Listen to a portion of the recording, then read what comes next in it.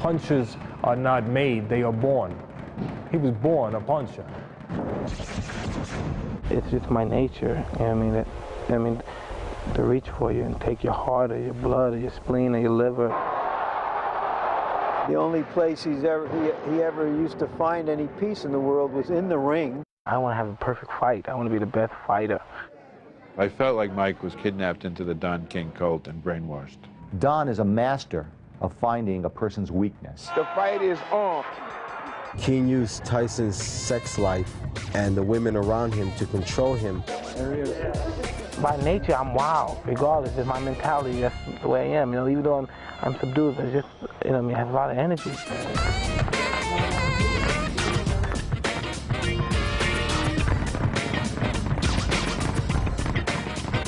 Mike Tyson is more than wild. Mike Tyson is the most brutal man to ever step into a professional boxing ring. He's the only man to ever be disqualified in a championship bout for biting his opponent.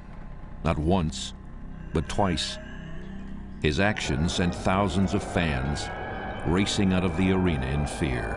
I was inside the casino and freaking people just started, there was shots fired, people just started running out.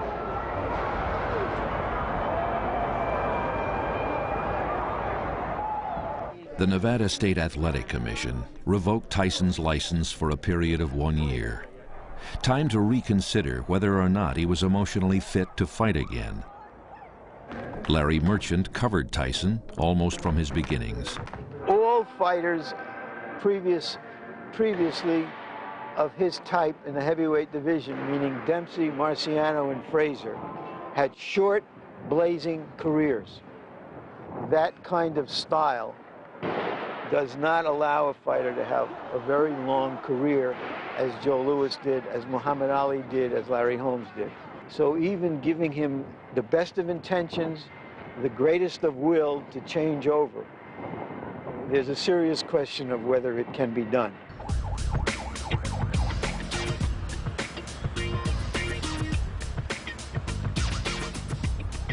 Tyson grew up in Brooklyn. His father abandoned him. His mother couldn't control him.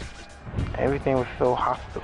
There was never a subtle moment there. It was always hostile. Cops always stopping, you know what I mean? Ambulance always coming to pick up somebody. Guns always going off. People are getting stabbed. Windows are being broken. Very, very hostile. You know, we were excited. We thought it was something, you know what I mean? Just to watch these guys shooting out one another. It was somewhat watching John Wayne shoot it out. I was watching some old Humphrey Bogart, Edward G. Robinson movies, and you're watching these guys shoot out. And you're looking, and you say, wow, and this is happening in real life. By the time he was 8, he was a street punk trying to survive. It was so exciting. Me and your world is so vastly different. You could never understand the action and the excitement of it all. I mean, the cunningness, you know, to be able to outsmart somebody was a big thrill. Not just to go out there and beat a guy up and slam on the ground and take his wallet, to outsmart them, to outtime them, to outthink them, even though they know that you're a crook. When you're on the bus or when you're walking in the check cashing place or the grocery store, they know to watch you and you still outsmart them. Like most people would think, well, if she knows me, she's on to me, I'm going to walk away. But just to still watch them, and they think they know, and then they make one mistake and you outsmart them and they have their wallet. Yeah, I'm not a professional crook, but when I was young, I just wanted to outthink an idea that you go back to your friend and say, you had to see the way I did this. See your friend, you say, you had to see this. You know, you had to say, I should get an Academy Award for this, you say. And it was just, I don't care. I had a great time. You know what I mean? It was a great learning experience in life. He was a teenage mugger and predator. He had 38 arrests as a juvenile. By the time he was 13, Tyson was sentenced to a juvenile center in upstate New York, where his luck changed when he was brought to the attention of a boxing man by the name of Customato. Customato was a legendary boxing figure who had led champions like Jose Torres and Floyd Patterson to world titles. Customato rescued him from a life of crime in prison, gave him an opportunity, developed his boxing skills. Tyson was 12. He was very shy. He looks very strong. He looked too small and a little bit too fat to make any projection about him. Customato brought 2 trainers into Tyson's life, Teddy Atlas and Kevin Rooney. I met Tyson in Catskill, New York with Cus D'Amato. I was up there training fighters. I was training all the fighters for Cus D'Amato. I was training at the time when Bobby Stewart, who was a correction officer in a youth prison near Albany, called up Cus and asked him if I would take a look at this young kid named Mike Tyson. It was a gentleman named Bobby Stewart, who was an ex-fighter and knew Cus. And Cus had helped him a great deal, and I wanted to be a boxer. I watched him box with the kids. When he found out that Stewart was a former fighter, which he was, pro and amateur, Stewart showed him a couple of things, and Tyson became very energized and very excited about the prospect of maybe learning how to box. And when he found out he was friendly with Cus, Tyson was excited that he might have an opportunity to come in and meet Cus. In his 70s, when he met Tyson, D'Amato believed he'd found the kid who once again could put Cus on a championship track. We trained them, myself and Teddy at the beginning. We trained them steadily until finally started to get boxing, and then he developed the ability to slip punches and so forth. When he got to the point where slipping punches, we had a difficult time getting people to box with him because he proved to be a very hard puncher with both hands. Tyson was like a sponge, and he just absorbed everything that Cus had to teach him. You know, the head movement, throwing the punches with bad intentions, and the proper snap. And I recall Mike, you know, practicing for long, sustained periods of time, 10, 15 minutes, in the mirror, just throwing like the right uppercut or left hook, just over and over and over.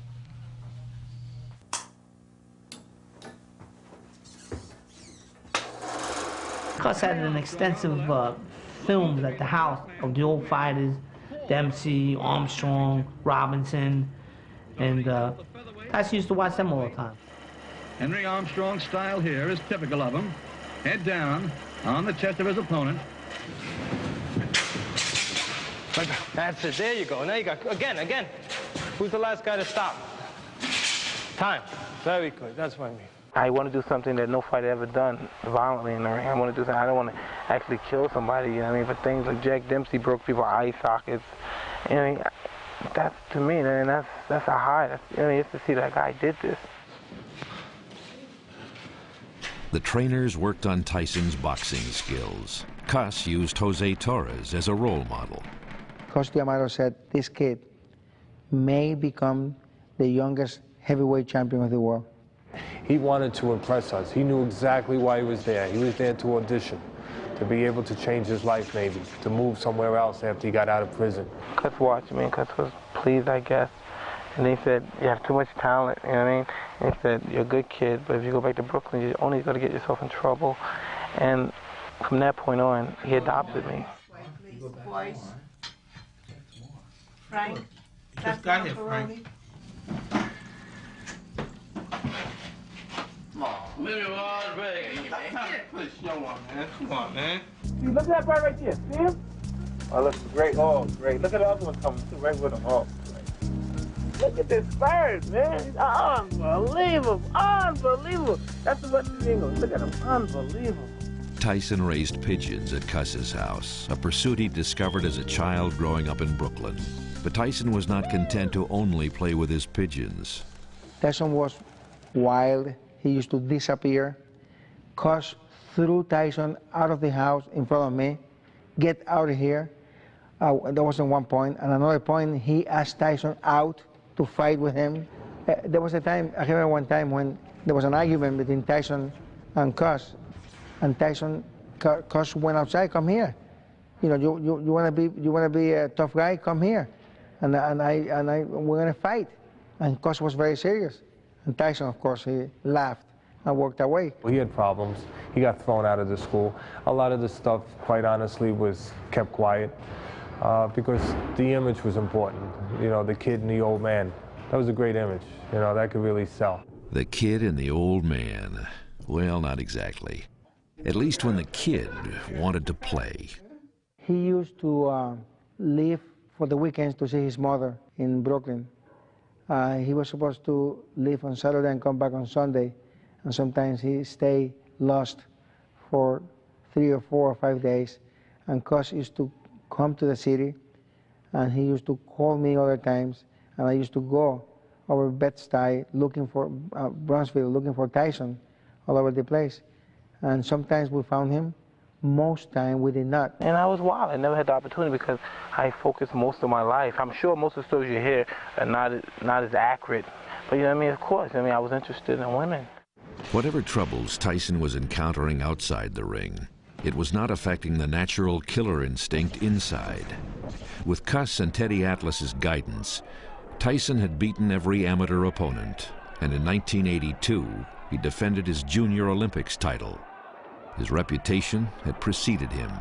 The year before, some of the less developed fighters intentionally lost their matches, terrified of facing Tyson and risking serious physical injury.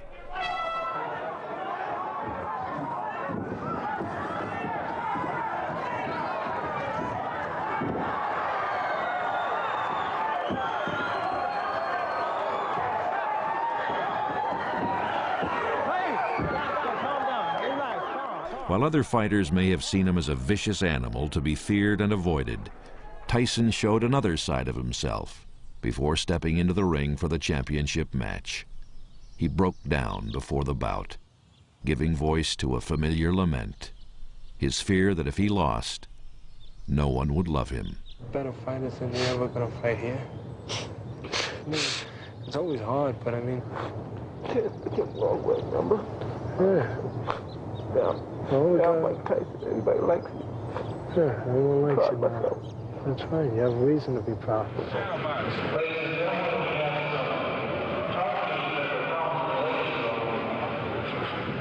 How many seconds?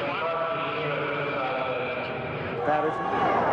You're the champ. Fight smart and like a tiger and calm. Tyson has a great overhand right. Brown carries his left hand low. We'll see whether the two match up. There's the right hand. There's the left. A right-left combination. He's got him in the corner. He's working on him. Right head goes up. He's going down.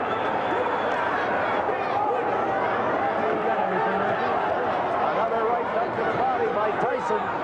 Very, very strong boxer, Tyson. Tell you, very, very strong. Brown has taken some vicious punishment and held on. He's still in there. I don't think he's... There's another right by Tyson. He's just left right. He's giving it. Patel's coming in. Look at old Tyson jump on the ropes. Having disposed of the amateurs, Tyson turned professional. The beginning of Mike Tyson's career was guided perfectly. From the trainers, the training, the promoting, the fights acquired for Mike Tyson. Here was a man that sometimes fought twice a month. Unbelievable. It's so hard for a manager to get 2 fights a month for a fighter. Never mind the amount of fights that they got for Team Tyson. Team Tyson was the perfect team for boxing. And the next thing you know, Mike Tyson was like the hottest up-and-coming fighter that we had seen since the young Cassius Clay. Rocky Marciano. I mean, they were putting him in, or Joe Louis, they were putting him in that category. Because what? Because he was knocking guys out. He was knocking guys out. Every time he threw the punch, he threw with bad intentions, and he wasn't getting hit.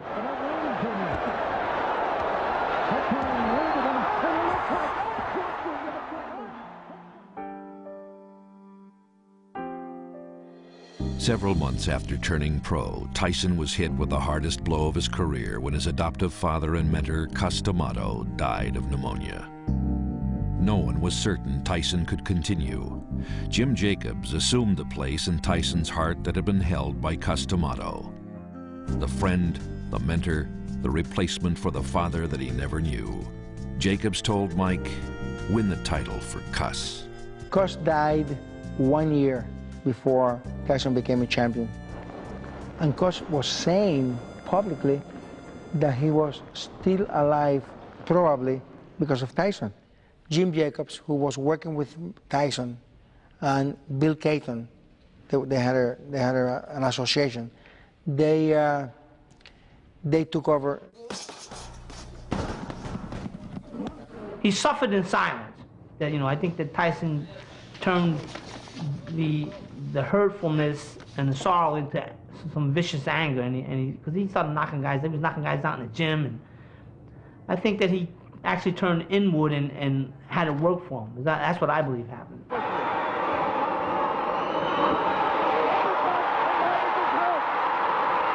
In 1984, 85, 86, and most of 87, Mike lived in my apartment here in Manhattan, and he would sleep on the couch. And then he'd become a top 10 fighter. And then he became the #1 contender. And then he became heavyweight champion of the world. So to come out of my bedroom in the morning, and there on the couch is the heavyweight champion of the world, and my friend, it's like having Willie Mays or Mickey Mantle sleeping on your couch. The most incredible feeling in the world.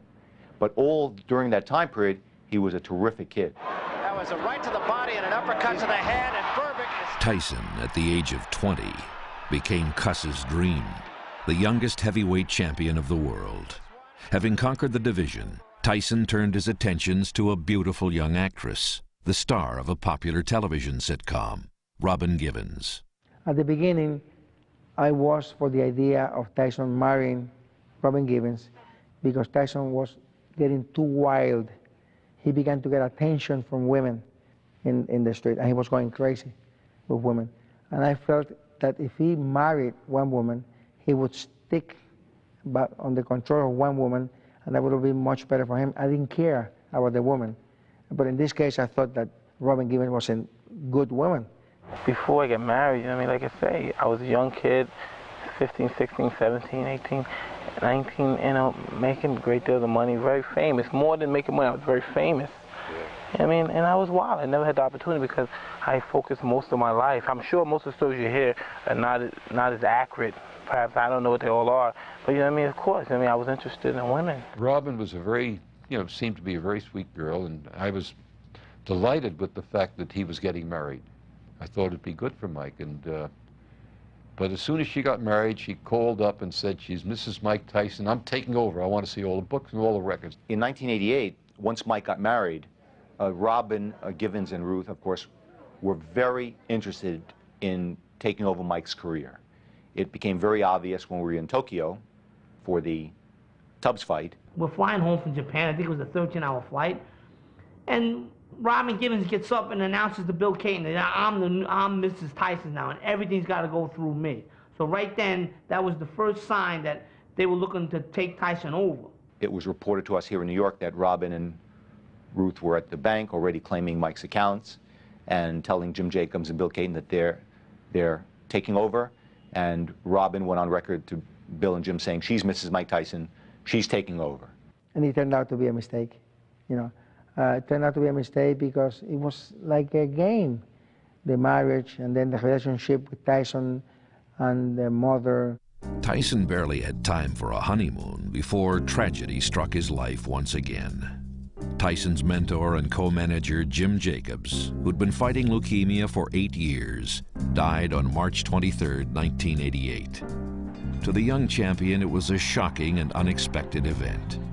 Jacobs had been the replacement for Cus D'Amato in Tyson's emotional universe, and he'd been kept in the dark about his surrogate father's illness.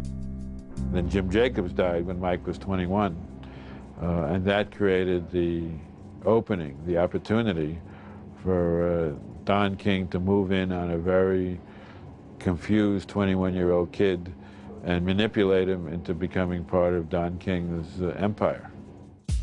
With his new marriage and the pressure of fame and fortune pressing relentlessly on him, Tyson needed a father figure now more than ever.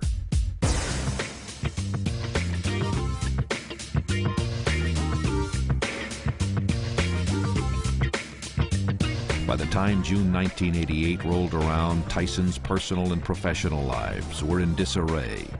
His manager and mentor, Jim Jacobs, was gone, and the recently wedded champ was being pulled and manipulated by several opposing forces.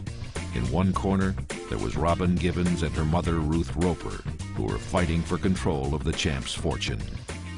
On the opposing side, Bill Caton, the manager who had helped make Tyson a multi-millionaire and international celebrity. And then there was Don King, the flamboyant, spike-haired promoter, the new force in Tyson's life. This is the high road. I'm not mad at anybody I have no axe to grind with anyone. All I want to do is to present to America and the world the best in boxing in a camaraderie, conviviality type of setting. I'm a dreamer, and I'm a big dreamer, and when I start dreaming, I get in a lot of trouble.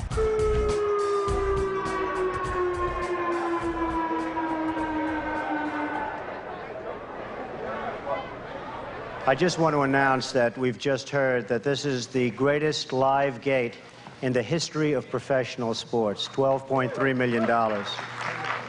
By the time Tyson stepped back into the ring to defend his title against Michael Spinks, his life outside the ring was on the ropes. Just 10 days before the bout in Atlantic City, Robin Givens and her mother Ruth Roper went public with tales of beatings by Tyson. And on the day of the fight, Tyson sued his manager Bill Caton, claiming Caton had been dishonest in his handlings of the champ's finances. There's no pity case. This thing that involved millions and millions and millions, and not just tens and twenties, you know what I mean, hundreds of millions of dollars, you know what I mean? And what I did was, when he asked to have all the records, I had a complete readout made of every dollar in, every dollar out from the day we took over when Mike turned pro. And I sent that to the lawyer, and that was the end of it. Lawyer, he was more than satisfied. We never heard another word from that lawyer. Even though King kept saying that we stole money, the fact is that we paid Mike everything, overpaid Mike from the very, and never recouped the money that we paid during his amateur career. This is serious. You know what I mean? People don't understand. They don't understand the contracts and what we had for the future. People, you know, this is worth a great deal of money. Robin and Ruth decided that while the Spinks fight was going to be taking place, they wanted to make sure that the moment the Spinks fight was over and Mike had his payday of $23 million, they wanted to make sure that they were in charge. And they did a very good job of convincing Mike that everything that had been done for him up until that point was not in his best interest, that the monies that were generated by Mike, he was getting cheated out of, and all of the things that they told him, given information to them by Don King, worked. And Mike genuinely believed that everything that had been done for him was not in his best interest.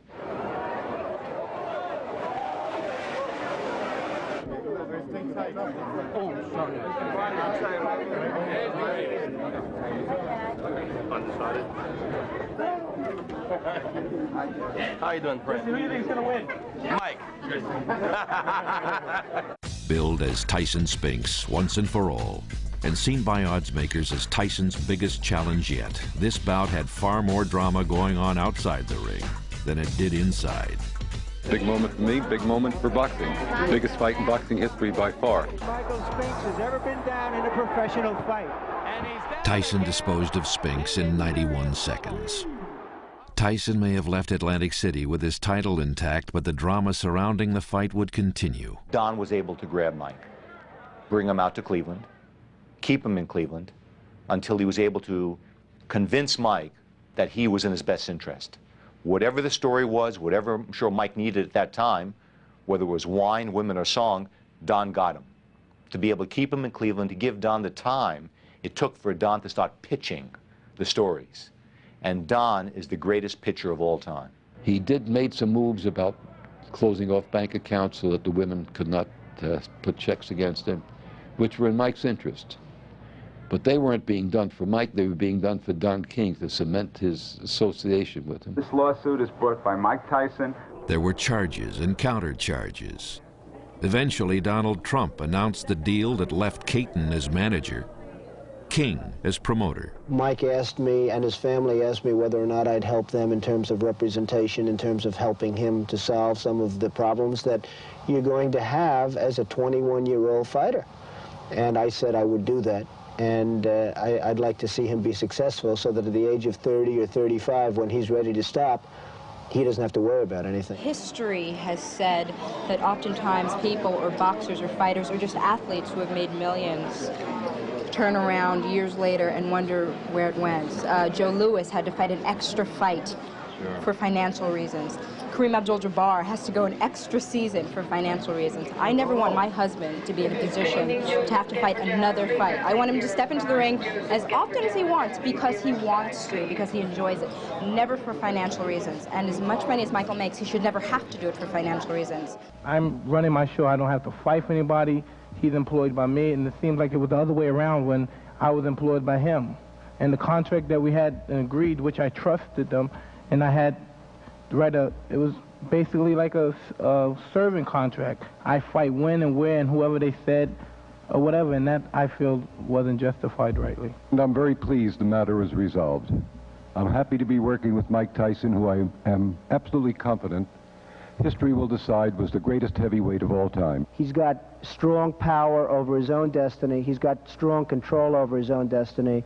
And I think that Mike and Bill working together are going to be really something over the next few years. I'm going to take a couple 6 to 8 weeks off and relax. I'm making the decisions, like I said. Now, it's good. The first time I'm making my own decision, I decided I'm not going to fight. If I would have never been involved with then my girlfriend, then my wife, Robin Givens, I would have never been aware, and my eyes would have never been open to what was happening. And I'd like to commend my wife, who I love so much. Thank you. Despite the public announcements, the struggle for control of Tyson's career would continue to unfold in the coming years, as with the turmoil in his personal life. During the summer of '88, after the contract between Bill Cayton and Mike Tyson was renegotiated with Robin and Ruth, everything was pretty calm for about 6 to 8 weeks. And then there was the blow-up between Mike Tyson and Robin Givens at the mansion in Bernardsville. In a nationally televised interview, Robin Givens told Barbara Walters that Tyson was a manic depressive, a charge that would later prove groundless. She also renewed her claim that Tyson beat her. Several days later, people were summoned to Tyson's mansion in New Jersey on a domestic disturbance call. And shortly after that, Robin Givens filed for divorce. With Robin gone, Tyson turned to his promoter, Don King. I knew Mike Tyson from 1980 to 1988. Once he was kidnapped into this Don King cult, he never returned one of my phone calls. I don't know if my messages were ever given to him. It was as if Mike Tyson went into a cult. And the cult leaders made him break off ties to all of his old friends. Don King ingratiates himself with fighters by appealing to their worst angels instead of their better angels, and allowing them to do what they please, and in that way to gain their loyalty. Kevin Rooney was a wonderful trainer for him. Kevin Rooney loved him, but Don King made him fire Kevin Rooney. And I think the day Tyson fired Kevin Rooney, there was a cap put on Mike Tyson's development as a fighter. He did not develop any more beyond that date. He was never in tip-top shape for any fight after he fired Rooney. He stopped moving his head. He began to accept clinches. He started to jab less. You could see that under Don King, not only did his character and morals decline and erode, his boxing technique began to decline and erode, because he no longer had Kevin Rooney or Teddy Atlas. He didn't want to submit himself as an athlete to anyone who could have any authority, to anyone who could say no. And he surrounded himself, bought friends with the money he made, and surrounded himself with semi-professionals, and allowed all of the distractions that come with fame and fortune to impose themselves on him. If the oddsmakers were aware of Tyson's flagging commitment to his boxing, it was not reflected in their handicapping of Tyson's bout in Tokyo against James Buster Douglas in February of 1990. Tyson goes over. So about 2 weeks before the fight, he realizes that, he's like 20 pounds overweight. He goes on a crash diet. He got down to, I think it was like 225. Tyson was a 42-to-1 favorite. Before the fight, rumors had swirled about Tyson's mental and physical state. He'd been knocked down in sparring and didn't seem focused during training. He'd faced adversity in his personal life from day one, but never had his demons affected him in the ring. For the first time, the greatest champion of his generation had lost control in the one place he had always seemed to be able to maintain it. The bell rang, and I could see Tyson wasn't himself, and he wasn't in shape. So I guess he figured that, well, maybe this guy's gonna fall down if I look mean at him. So Tyson looked mean at him. Douglas said, okay, and he started throwing a couple of jabs. He started landing, first round, second round, third round. Now all of a sudden, Buster Douglas went from being what we call a scared fighter to a brave fighter. And once that happens, that once you go from being nervous to being real brave, you don't go back to being nervous. You stay real brave. And he just paced Mike, and he gave him a beat. We'll finish things in. Oh, the uppercut! What an uppercut by Douglas! We acknowledge the fact that Buster Douglas put on a brilliant performance.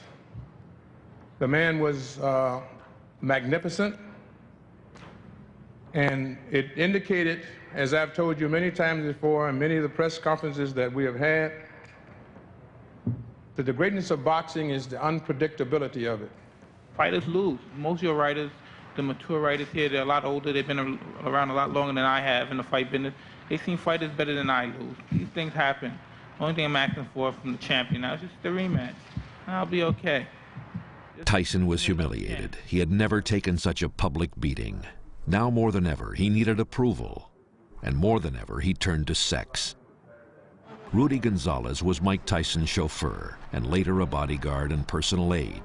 Rudy Gonzalez was at Tyson's side constantly. He was a first-hand observer of Tyson's sex life. Our life with Tyson, with women, was simple. They were always around. They were always trying to claw themselves into the car and trying to get with him, and it becomes confusing. King knew this.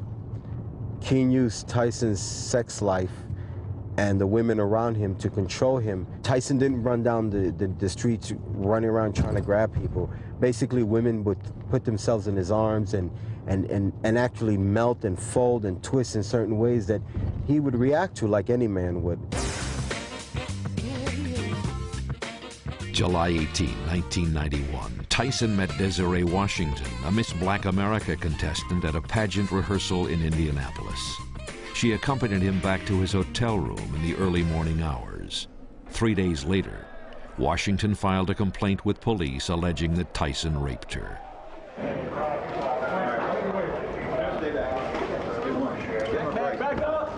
Back up.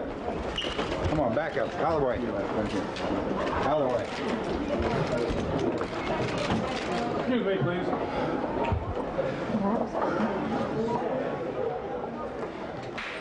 These charges are in connection with the sexual assault. This was the greatest crisis of his young life. His freedom and reputation were at stake. The situation that occurred was it's totally ridiculous, and I didn't hurt anyone or do anything to anyone. You know, I love women. You know what I mean? My mother's a woman. I respect them as well. And of course, you know what I mean? Every time I trust one and get involved with one in a certain way like this, something happens. So I'm confused. I'm just lost from the whole issue that happened today. Surprisingly, none of the Team Tyson men who had stood with him at Customato's early in his career were there. Now, only one man stood at Tyson's side, Don King. Excuse us, please.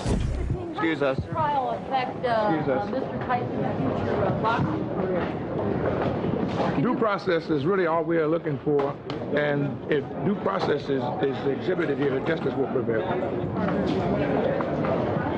Still hoping to fight Holyfield? Right now, I would say due process. Give him his constitutional right. Mike Tyson is now synonymous to due process, the Constitution of this great United States. We're not arguing whether he's guilty or innocent. We're saying that due process take its course. I wasn't in the hotel room. You never know what actually happened. Tyson felt a kind of entitlement with the world, that whatever he wanted he could get. And he was sort of out of control, and like a lot of star athletes and entertainers didn't feel that the rules applied to him, and found out that they did. The press has been a little overzealous in giving the man a scathing indictment by innuendo, insinuation, accusation, you know what I mean? And so he's been castigated. Were you surprised by anything you heard from the defense in their final? No. There aren't many, you know, when you discover like we discovered in this case, you're not going to have very many surprises. What time did they actually start deliberating after they get all the... 1 o'clock. About 5 minutes ago, received word from the jury that they have reached a verdict. After 9 hours of deliberations, the Indianapolis jury found Tyson guilty. We did not come to a conclusion until the conclusion of our deliberation. All we wanted to do, and I think we did a very good job of that, we wanted to be sure of what we did, and we wanted to be fair. We knew that it was going to be like this because it's Indiana. Well, I think it was probably a very fair verdict. And what I want to say is, while we're confident of the verdict, and while we remain steadfast in our posture versus the crime that was committed, we do have a sense of compassion for any defendant who's convicted of a crime and faces the uncertain future that this young man does.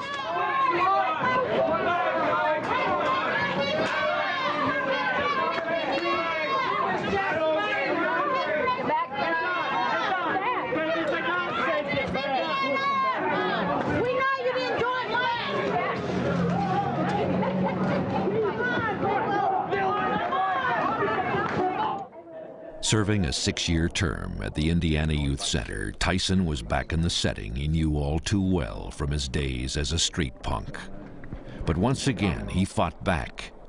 He became a Muslim, had his sentence cut in half for good behavior, and on March 25, 1995, he was a free man.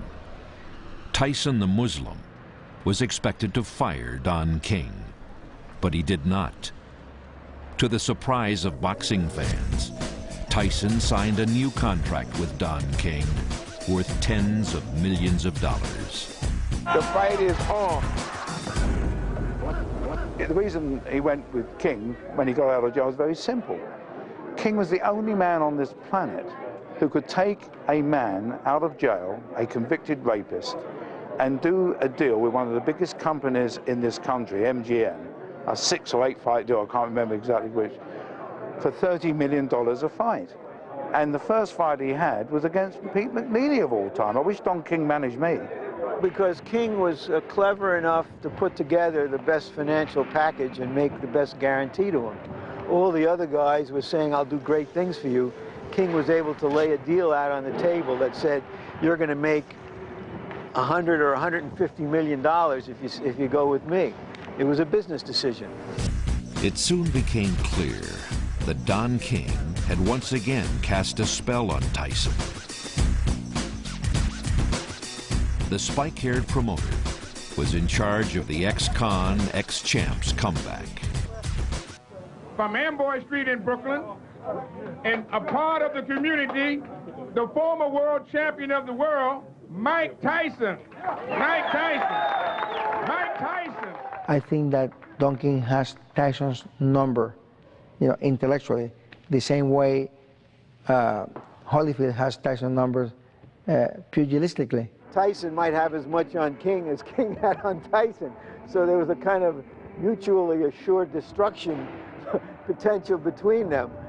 I think it was the money and the emotion. He felt safer with King. King had power in the boxing world. These other guys would just talk. Don King knows Tyson.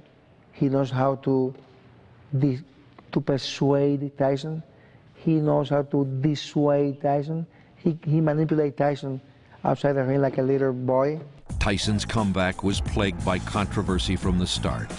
And while the fight set up by Don King might not have been what most boxing observers would call competitive, they were immensely profitable. Tyson's status as the biggest draw in boxing was once again secure. He's selling tickets now the way he always did, but I think it's for a different reason. Where once it was to watch this tremendous boxer, now I think there's an odd sort of circus around him that people want, what's going to happen this time? And that sells in America. While Tyson wasn't the dominant pugilist he'd been in his prime, he was still a dangerous fighter with too much speed and punching power for almost every other ranked heavyweight. Tyson quickly retained the WBC and WBA titles with victories over Frank Bruno and Bruce Seldon. Finally, Tyson was going to get his long sought-after bout against Evander Holyfield. and because they thought Holyfield was completely washed up as a fighter, and they thought that his name would attract a big audience and restore Tyson's own name. Otherwise, they never would have taken that fight. If they thought that Holyfield could still fight, they would not have taken the fight. Tyson Holyfield, years in the making. I'm just looking forward to winning. My main objective is just to win. I truly believe that the fight will be tough until I convince him that, you know, I am the man. Turned out to be a giant letdown. Tyson was dominated by Holyfield, and the fight had to be stopped in the 11th round. For only the second time in his professional career, the fighter once thought unbeatable had suffered defeat. Tyson wasn't in good shape, and he was believing his press clippings, I guess, and Holyfield proceeded to give him another beating.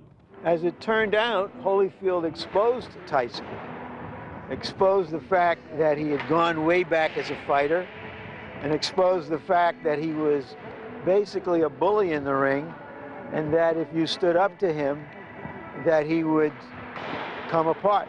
On June 28, 1997, Tyson stepped into the ring with Evander Holyfield once again. It would be a day of infamy for boxing, and for Tyson as well. The uncontrolled demons which had followed him through most of his life would on this day slip between the ropes, creating one of the ugliest moments in boxing history. Well, I didn't know what I was seeing at first. Then when I realized he bit his ears, it occurred to me that this was a guy who quit, who was looking to get out of a fight. And then I don't really think that was the case. I think he was frustrated. He realized he found someone he couldn't intimidate, he couldn't bully, he couldn't beat, and he just reacted in frustration and bailed out. Referee Mills Lane warned Tyson. But seconds later, Tyson did the unthinkable again. This time, Lane disqualified him. I think he understood he was losing the fight and was going to lose the fight because everything unfolded exactly as in the first fight, including a headbutt, including being muscled around. He understood that he wasn't going to win this fight, that Holyfield still had his number. There was no way for him to prevail. He landed some big punches that did not have any effect on Holyfield. I think a feeling deep inside himself that he was going to lose again, and he didn't want to get knocked out, so this was an exit out of the fight without getting knocked out. I mean, you don't have to think that you are losing the fight. What you have to think is that this guy is not falling after I'm hitting him with my best shot. And I think it was in the third round that Tyson was having his best round when he decided to beat him in the ear. Tyson was, without a doubt, he lacked confidence to win. He knew that he could not beat this guy.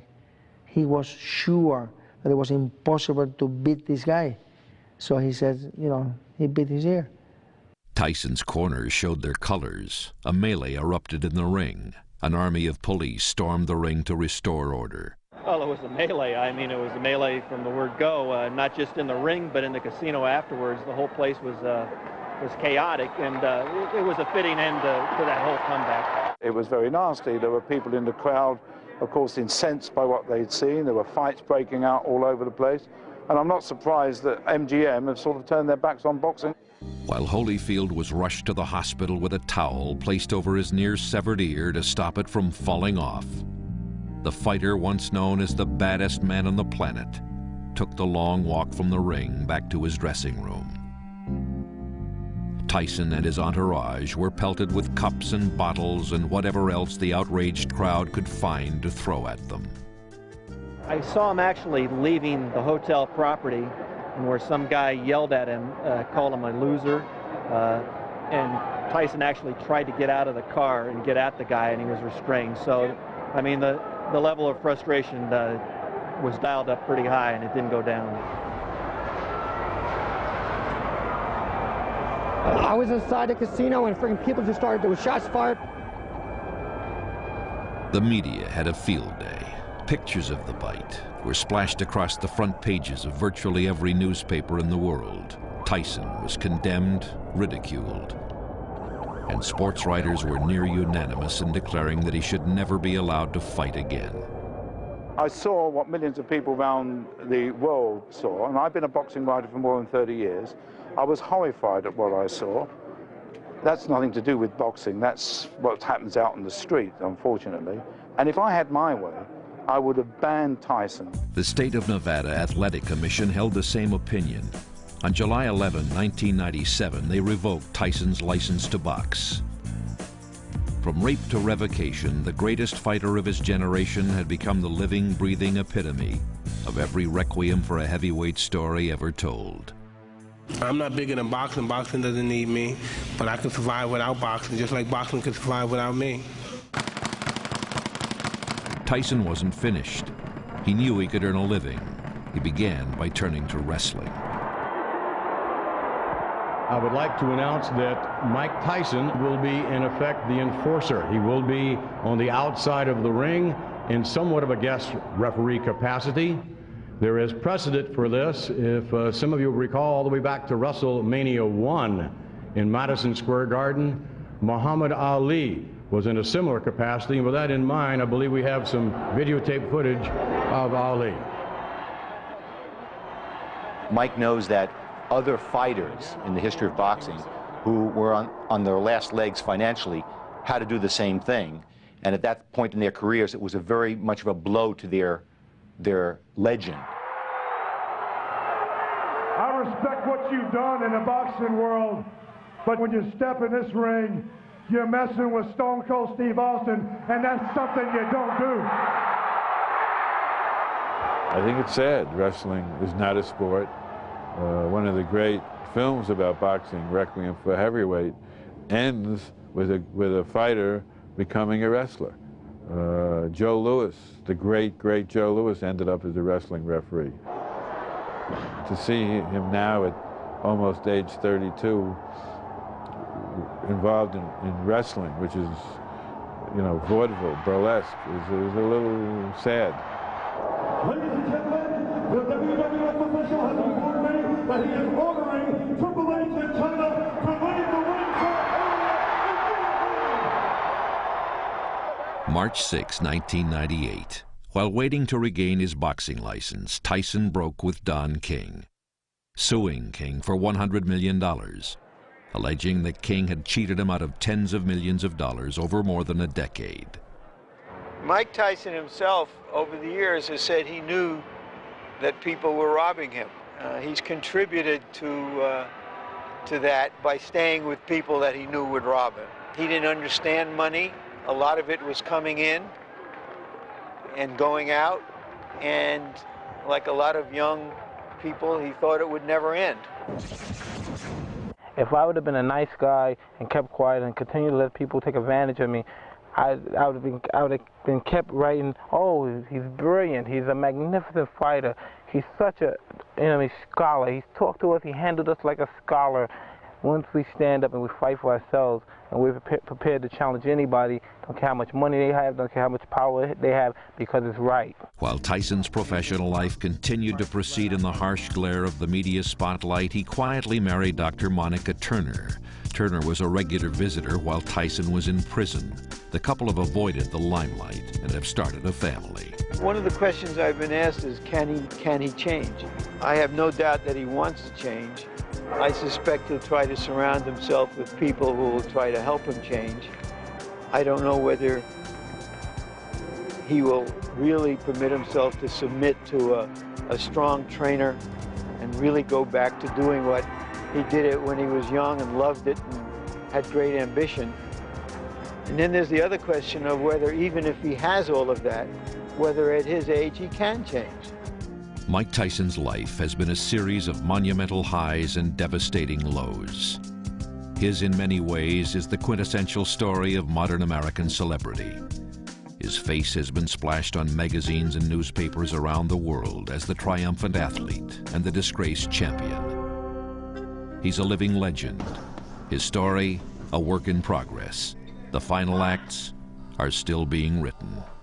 Oh, he is a victim, but he's also responsible for his own actions. Don King didn't rape Desiree Washington. Don King didn't bite Evander Holyfield's ear. Don King was a terrible influence on Tyson, and he put Tyson into an environment of criminals and drug dealers and pimps and ex-cons who I think brought out the worst in Mike Tyson, but Mike has to face the responsibility for his own actions.